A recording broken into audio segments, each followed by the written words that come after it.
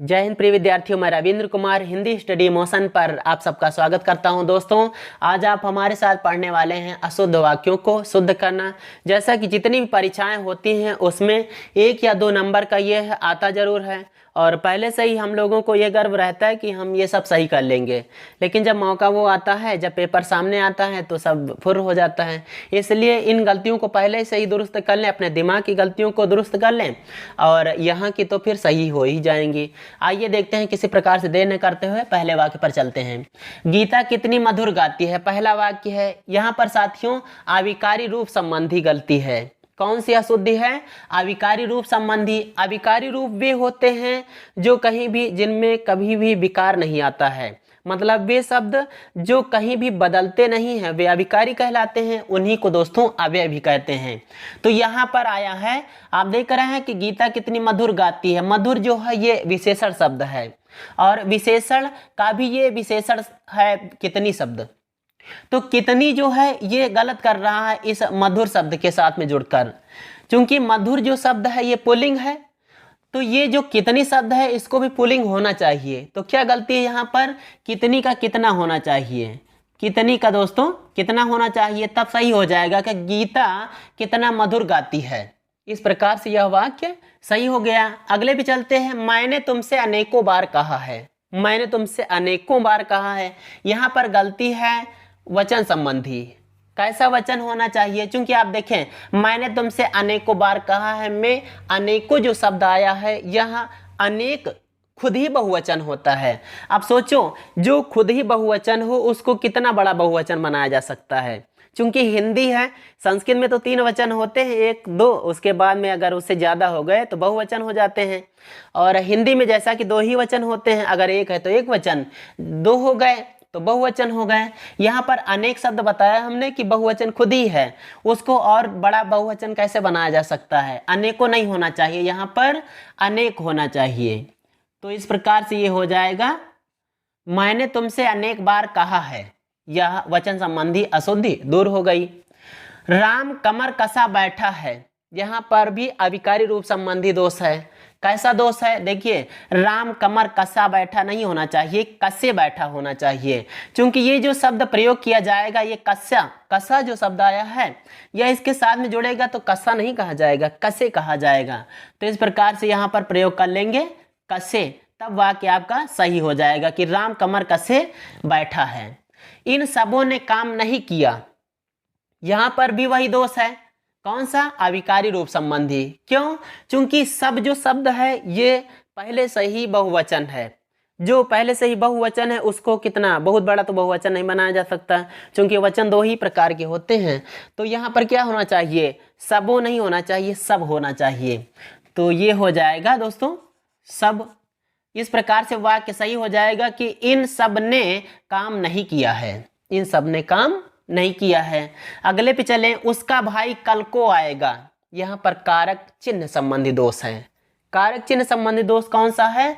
कि उसका भाई कल को आएगा, ऐसा नहीं कहना चाहिए, को नहीं होना चाहिए इस जगह पे, ये को नहीं होना चाहिए, तब बनेगा उसका भाई कल आएगा। अब वाक्य सही हो गया। कारक चिन्ह जहाँ पर जरूरत होती है वहीं पर लगाया जाता है, हर एक जगह पर नहीं लगाया जाता। गुरुदेव, यह तो सरासर अन्याय है। इस जगह पर आप पहचानो कौन सी गलती है। यहाँ पर दोस्तों विराम चिन्ह संबंधी दोष है। कहाँ पे लगना चाहिए विराम चिन्ह? क्योंकि जब हम किसी को पुकारते हैं, किसी को संबोधित करते हैं तो उसके पीछे संबोधनवाचक चिन्ह लगाते हैं, और यहाँ पर नहीं लगा हुआ था, सीधे लिखा था गुरुदेव यह तो सरासर अन्याय है। तो ये संबोधनवाचक चिन्ह यहाँ पर लग जाएगा, ये अपना वाक्य सही हो जाएगा, बनेगा गुरुदेव यह तो सरासर अन्याय है। सरकारी मिट्टी के तेल की दुकान बंद है, इसमें क्या हुआ है? पदक्रम संबंधी दोष है। पदक्रम मतलब जो शब्दों का यहाँ पर क्रम है, जिस क्रम से यहाँ पर लिखा गया है, यह गलती है। अगर इसको दुरुस्त कर लें तो वाक्य सही हो जाएगा।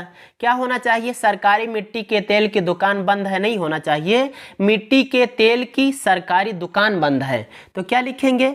यहाँ से लिखेंगे मिट्टी के तेल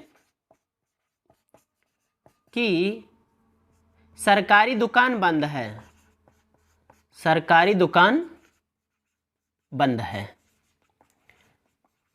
इस प्रकार से यह वाक्य आपका सही हो जाएगा। महात्मा गांधी का देश सदा कृतज्ञ रहेगा, यहाँ पर भी वही गलती है, पदों का जो क्रम है वो गलत है। क्या होना चाहिए? महात्मा गांधी का ही देश नहीं है बल्कि यह देश सभी देशवासियों का है। तो यहाँ पर कौन सी गलती हो गई कि देश महात्मा गांधी का सदा कृतज्ञ रहेगा, इस प्रकार से। तो देश इधर ले आएंगे, हो जाएगा देश महात्मा गांधी का, महात्मा गांधी का सदा कृतज्ञ रहेगा। इस प्रकार से वाक्य आपका सही हो जाएगा। उसने सहायता राम की, ये यहां पर गलती हो गई पदक्रम संबंधी। यहां पर क्या होना चाहिए? उसने सहायता राम की नहीं होना चाहिए, उसने राम की कहेंगे, इस उसने राम की, ये वाला यहां पे ले आएंगे और सहायता को पीछे छोड़ देंगे। राम की सहायता की, इस प्रकार से आपका वाक्य सही हो जाएगा। अगले पे चलते हैं। उन्हें प्लेट में रखकर आम दो। भाई उन्हें कैसे प्लेट में रखकर दे सकते हैं? बल्कि यहाँ पर होना चाहिए कि प्लेट में रखकर उन्हें आम दो। प्लेट में रखोगे, कोई चीज़ देनी है तो उसको प्लेट में रखोगे तभी तो दोगे। तो यहाँ पर देने की बात आई थी, आम को रखकर देना है जिस किसी को। तो यहाँ पर लिखेंगे सही में प्लेट में रखकर, प्लेट में रखकर उन्हें आम दो, ये हो जाएगा आपका, ये आपका वाक्य सही हो गया कि उन्हें प्लेट में रखकर आम दो, प्लेट में रखकर उन्हें आम दो, इस प्रकार से सही हो जाएगा। आइए आगे चलते हैं। अब विंध्याचल पर्वत हरा भरा होगा, यहाँ पर कौन सा दोष है? बताया गया है अनावश्यक संज्ञा संबंधी दोष है। मतलब यहाँ पर ऐसा कोई शब्द आ गया जिसकी जरूरत नहीं थी, वो है यहाँ पर पर्वत, इसको नहीं होना चाहिए। अब क्या बनेगा? फिर इसको हटा देंगे, अब विंध्याचल हरा भरा होगा, अब वाक्य सही हो जाएगा। अगले में भी यही दोष है, कौन सा शब्द नहीं होना चाहिए? अनावश्यक संज्ञा कौन सी है? यहाँ पे बताया जाएगा कि समाज में अराजकता की समस्या बढ़ रही है। मतलब ऐसा शब्द आ गया है बेकार का, जिसकी जरूरत नहीं थी, इसीलिए यह वाक्य गलत हो गया है। यहाँ पर कौन सा शब्द गलत कर रहा है? तो ये हो जाएगा की समस्या, अराजकता की समस्या नहीं, ये की समस्या हटा देना चाहिए, तब बचेगा आपको समाज में अराजकता बढ़ रही है। क्योंकि अराजकता तो खुद ही समस्या है। तुमको पढ़ाई करना चाहिए। दोस्तों इस जगह पर कर्म के साथ में जो क्रिया का तालमेल है वो गलत है। क्या होना चाहिए? कर्म देखिए, ये तो करता हो गया तुमको, ये तो यही रहेगा, पढ़ाई करना चाहिए। पढ़ाई जो है वो स्त्रीलिंग है, तो करना चाहिए भी इसके साथ में स्त्रीलिंग होना चाहिए। तो यहाँ पर कौन सा दोष हो गया है? कर्म के साथ क्रिया गलत कर रही है, ये करना को करनी होना चाहिए, है ना, क्योंकि पढ़ाई जो है वो स्त्रीलिंग है, इसलिए करनी चाहिए होना चाहिए। राम ने भैंस और गाय दुही, इस जगह पर भी कर्म संबंधी जो क्रिया के साथ में तालमेल है वो गलत कर रहा है। क्या होना चाहिए? राम ने भैंस और गाय दुही, उसने एक थोड़ा ना दुही, एक दुही होती तो केवल दुही का प्रयोग कर लेते, उसने दो को दुही है। कौन से, किसको? भैंस और गाय को, तो दुही नहीं होना चाहिए, अब इसको बहुवचन में लिखना चाहिए, तो ये हो जाएगा दुही। अगर हम यहाँ पे अनुस्वार लगा देंगे अब ये वाक्य सही हो जाएगा, है ना। हम इनके उज्जवल भविष्य की कामना करते हैं, इस जगह पर वर्तनी संबंधी दोष है। वर्तनी किसकी गलत है? यहाँ पर ये जो दिया गया है उज्जवल, उज्जवल नहीं होना चाहिए, यहाँ पर होना चाहिए उज्जवल। तो लिख लेंगे उज्जवल, यानी आधा जा 2 बार होना चाहिए, तब बनेगा उज्जवल शब्द।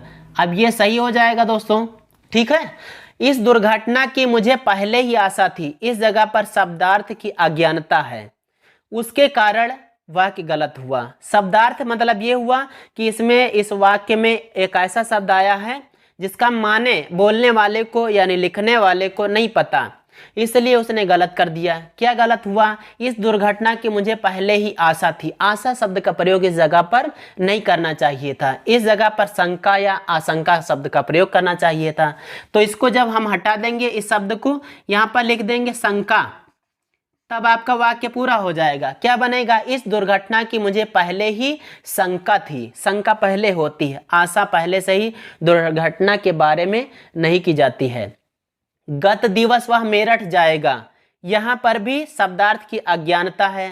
कौन सी? गत दिवस जहां पर भी जुड़ जाता है यानी पिछले समय का बोध कराता है, तो जाएगा का प्रयोग नहीं होना चाहिए, गया था का प्रयोग करना चाहिए। इस जगह पर हो जाएगा गया था। गत दिवस वह मेरठ गया था। इस प्रकार से आपका वाक्य सही हो गया। फिर उसने विद्या समाप्त कर गुरु को दक्षिणा दी। उसने विद्या समाप्त की, उसके बाद में गुरु दक्षिणा दी। विद्या नहीं समाप्त किया जाता है दोस्तों, विद्या चलती रहती है हमेशा। विद्या बढ़ने वाली चीज होती है, उसको समाप्त नहीं किया जा सकता। समाप्त क्या किया जाता है? शिक्षा समाप्त की जाती है, मतलब जो पढ़ाई का सिलसिला है उसको रोका जाता है। तो यहाँ पर विद्या के जगह पर यहाँ शिक्षा का प्रयोग कर लेंगे। शिक्षा समाप्त कर गुरु को दक्षिणा दी, ऐसा होना चाहिए, यानी इस शब्द को हटा देंगे। और यहाँ पर बताया गया केवल 100 रुपये मात्र की बात थी, पुनरुक्त संबंधी दोष है। पुनरुक्ति मतलब पुनः उक्ति, पुनः माने फिर और उक्ति माने कहना, मतलब ऐसा शब्द आ गया है कोई जो कि पर्यायवाची है, वहां पर उसकी जरूरत नहीं थी, केवल एक की जरूरत थी। कौन सा है? केवल 100 रुपये मात्र। केवल और मात्र पर्यायवाची शब्द हैं, तो यहाँ पर एक को हटा देंगे, इसको हटा दें, बाकी बचेगा क्या आपका? केवल 100 रुपये की बात थी। अब ये वाक्य सही हो गया, यानी पुनरुक्त दोष खत्म हो गया। इस बात को फिर से दोहराने की आवश्यकता नहीं है। यहाँ पर भी पुनरुक्त संबंधी दोष है, यानी यहाँ पर भी ऐसा शब्द कोई आ गया है जो कि पर्यायवाची है, एक को हटा देंगे, वाक्य आपका दुरुस्त हो जाएगा। इस बात को फिर से दोहराने की, भाई फिर से की क्या जरूरत है? फिर से की कोई बात नहीं है, तो इसको हटा देंगे। अब आपका जो बचेगा वो सही हो जाएगा। इस बात को दोहराने की आवश्यकता नहीं है। अब दोस्तों ये जो होता है बोलचाल में गलत हो जाया करता है, इसलिए हम सभी लोग ध्यान नहीं दे पाते हैं और यही जो गलतियां होती हैं परीक्षा के लिए भारी पड़ जाती हैं। साथियों इस तरह यहाँ पर 10 प्रकार से वाक्यों को शुद्ध करना बताया गया। और यदि यह वीडियो पसंद आए तो इसको लाइक करें, दोस्तों को शेयर करें, और यदि आप हमारे चैनल पर नए हैं तो चैनल को भी सब्सक्राइब करें। आइए दोस्तों चलते हैं। जय हिंद, वंदे मातरम।